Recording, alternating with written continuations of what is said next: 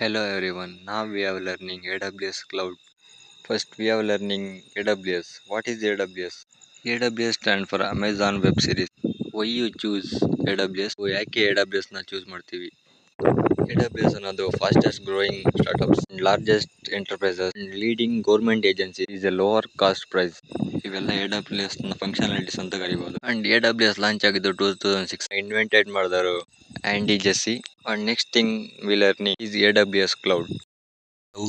Cloud is the delivery of computing services, including the storages, databases, networking, software analytics, intelligent no over the network. Cloud is the making websites, applications. And next thing, what are the benefits of cloud? First ನಾವು ಯಾವುದೇ application R ಬಿಸ್ನೆಸ್ನ start ಮಾಡಬೇಕು ಅಂದರೆ cost is a main thing. Speed ಇದೆ cloud ಕಂಪ್ಯೂಟಿಂಗಲ್ಲಿ.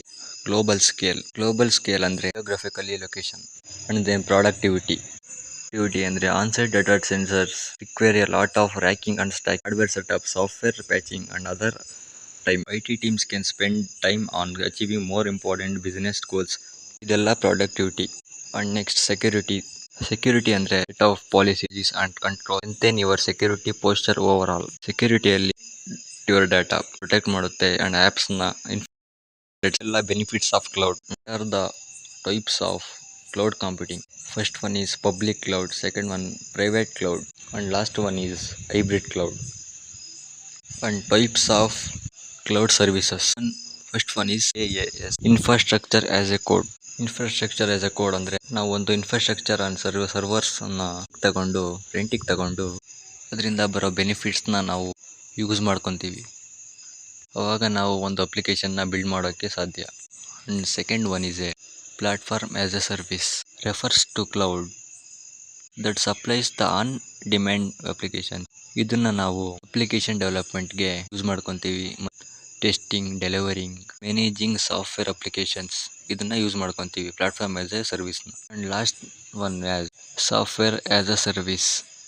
ಈ method delivering a software application over the internet, typically as a subscription basic.